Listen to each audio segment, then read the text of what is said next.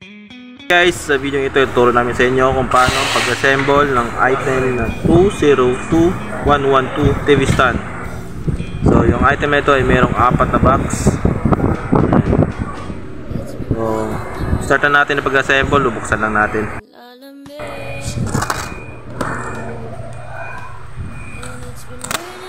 Very good idea.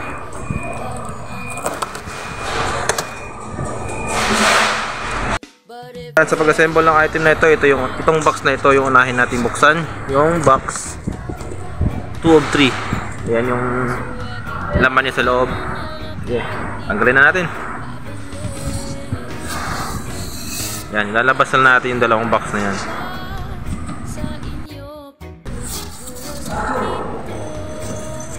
Yung dalawang laman ng unang box na binuksan natin. Ang gawin natin sa pag-assemble natin, diskarte natin, pabaliktad yung assemble natin. Dapat iyan yung pinaka-itsura niya. Pero pag nag-assemble na tayo, babaliktarin lang natin yung item. Ayan. Babaliktad yung assemble natin. Try lang natin yung konti. Itansya natin dun sa mismong pinakasukat ng ating tempered glass. So guys, ito yung pinaka ilalim ng ating TV stand. Ayan. Yan natin ilalagay yung ating lower tempered glass. Nakalagay yung ating tempered glass. May tatlong glass. Nakapanood dyan, dalawang mahaba at dalawang silang. Tatanggalin natin yung isang glass. Patong natin dito sa ating box na una natin na tansyahin lang natin guys na mapantay yung dulo na yan saka yung dulo na sa kabila. Okay, napantay na natin yung pinaka glass natin dito sa ating drawer box. Ganun din sa kabila. Yung glass na ito yung pinaka lower natin. Ayan, may butas kabilaan 4 5 na meron pa din sa gitna. So next natin gagawin, lagyan na screw guys, tanggalin muna natin itong drawer natin para mas mabilis nating malagyan ng tornilyo yung ilalim. Drawer, ayan, pagdating lang natin dyan. Meron din sa kabila, dapat sabay sila para may tanggal natin drawer. Pagdating lang natin gilid na yan, kasi sa kabila, tapos atak. Yan. So ganun yung pagtanggal ng drawer. Ganun din sa lahat, tanggalin muna natin. Yes, natanggal na natin yung mga drawer. Ayan. So mas mabilis na natin itong malagyan ng screw. Na tayo, dito nakalagay yung ating mga metal tubes at mga screw na kailangan natin para mabuo natin yung ating system.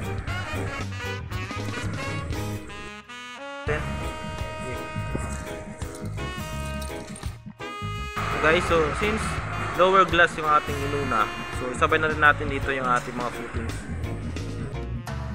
Ito yung ating footings. Yan. Pwede na natin yan. May thread na yan para paglagyan ng screw dito sa gitna na to. Ito. Yung rubber na to, ito yung na mismo naka-attach sa flooring. Okay, kakabit na natin. Kakabit natin ang ating floor, ng ating footings. Make sure natin na ma-ready natin ang ating tornilyo. Itong pinaka-sapin niya dito sa mismong butas. Kabitan natin. Okay, kakabit na natin yung una natin pa.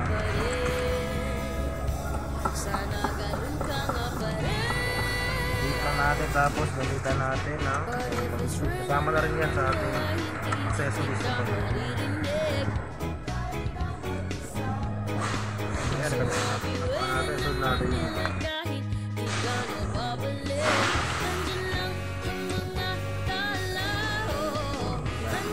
gamitan na natin yung ating mga paa. Ayan, 4 na paa na yan kabilaan. Tapos ikita na rin natin. So ihuli na natin yung pinaka paa dito sa gitna. So ito dapat yung nakalagay dito, pero mamaya natin kabit yan pag binaliktad na natin yung ating TV stand, kasi meron tayong lalagay dyan. Gusto nating may lagay yung apat na paa na yan. Baliktarin na natin yung ating TV stand. Ayan. So dahan-dahan lang natin kasi para iwasan natin baka mamaya mabasag yung ating glass. Yung itsura nya. So ayun na yung kinabit natin na glass, tempered glass. Nakabit na siya sa dalawang drawer box. Next natin dyan ay yung pinaka-center natin na glass. Lagay yung ating panglima na paa. Ilalim. Natin sa ilalim yan. Tapang na yan dito sa mismong butas. Lagyan na natin itong rod na to. Yung metal rod na yan. Medyo mahaba yan. Doon nakalagay yung ating bracket. May trade yan. So ikutin na lang natin. Kumapit siya.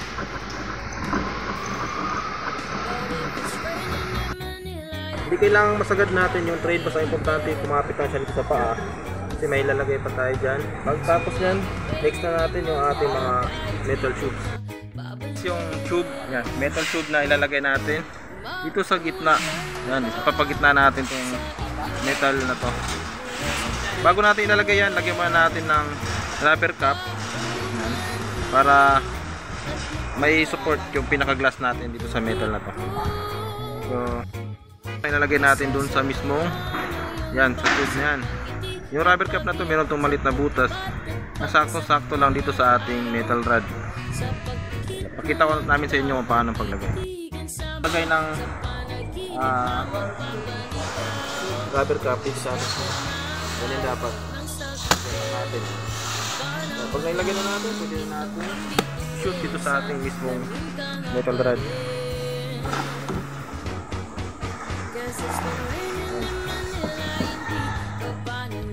So, yan yung magiging itsura nya. Pag nailagay na natin yan, next na natin yung ating glass. Ayan, ito na yung tatlong tube. Ayan, nailagyan na natin ng rubber kabilaan. Dito naman sa malaking tube, yung isa lang yung may cover, pag itong isa butas ko.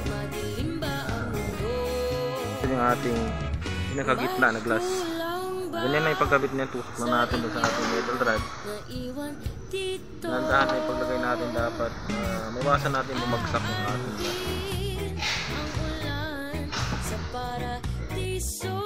Ngayon, mas maigi na pag nailagay natin yung ating metal glass, ilagay muna natin itong ating isang tube habang di pa natin ginagamit para may support yung ating glass.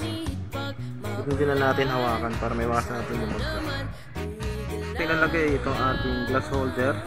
Ilagay natin to. Ito magkabilaan ito sa gilid. Ito. Yun din sa kabila. Para mayroong support yung ating pinaka-center glass. Guys, kulang natin dyan yung ating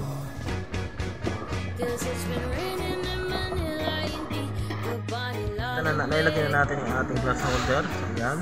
Kabilaan na. Ilagay natin. Yun din sa kabila. Screw na natin yan. Pwede na natin tanggalin itong ating temporary na nilagay para pasamantalang panghawak dito sa ating mismong pump ng salamin. Ayan na yung ating center shelf ng glass. Kabit na natin, meron na yung support. So next natin yung ating pinaka-top na glass. Ating top glass, sunod na natin itong ating metal tubes. Yung maging support din doon sa ating top glass. Unang kinabit natin ito sa ilalim. So pangalawa, yun yung maging isang support din sa ating top glass. Kabit lang natin yung top glass natin. Ayun guys, yung palatandaan natin top glass. Ayan, may mga ito kabilaan, apat na top glass. Shoot lang natin itong pinaka-center natin na butas dito sa ating metal rod. Ayan, pababa. Tapos, shoot natin dito sa butas na yan. Yung kabila. Ganun din dito sa kabila. Ayan. Kapitan natin yung ating pinaka-top glass. Shoot natin screw. Ayan. Screw natin to dito sa ilalim para kumapit yung ating top glass drawer box.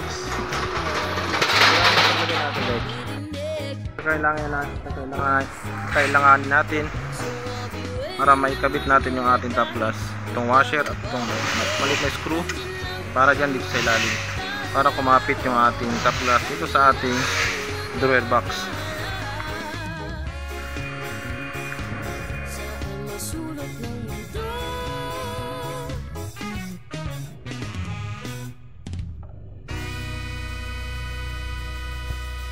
So ayun, gagamitan lang natin yung Allen wrench para mahigpitan natin yung ating screw.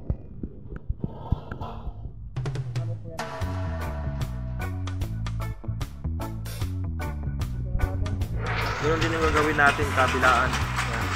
Ang apat na butas na yan. So yun guys, pag na-screwhan na natin yung apat na yan, doon sa pinakita natin kanina na screw, sundan natin yung ating pinaka long tube dito sa rod na to. Ayan, nakabit na natin. Ayan yung magiging itsura nya. After na, sunod natin yung ating bracket, yung bracket holder. Tapos meron yung tray dito sa ilalim para kumonekta dito sa ating sa ating rod. Make sure natin na ma-shoot natin dyan sa pinaka tray nya. Tapos ikot natin para humigpit.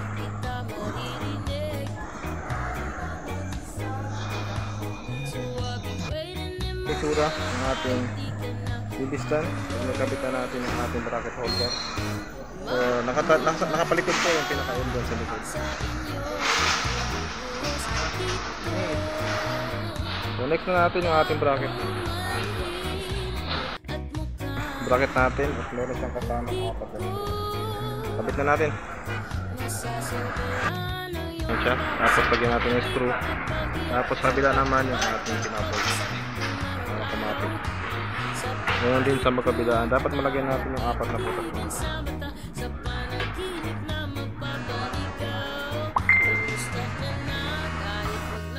Kabit na natin yung apat na screw.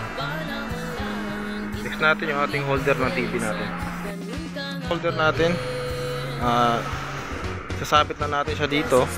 Yan. Tapos lock natin dito sa tornilyo. Yan, sa baba. Tura niya sa likod. Nakakabit sa ating bracket. Nakalock yung screw dito sa taas para hindi matanggal. Hindi matanggal natin. Isa rin. Ganon din sa isa.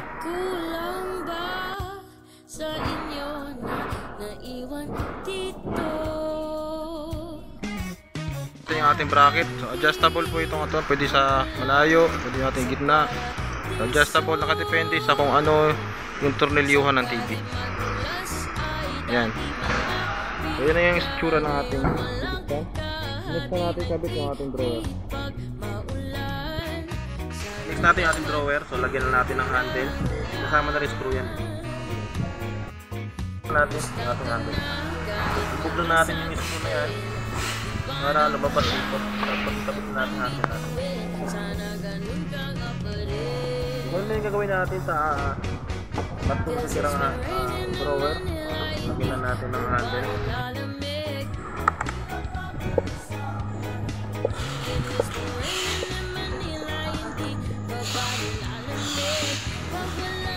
Kapit na natin yung ating handle. Lahat kapit na natin yung ating lock holder.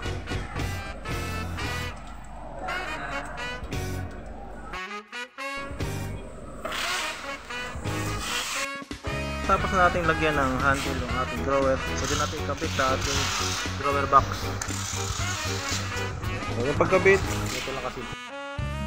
Make sure na natin na lumapat yung sa ating slider. Ang kabilaan, tapos push lang natin. Ganun din sa itirang na drawer.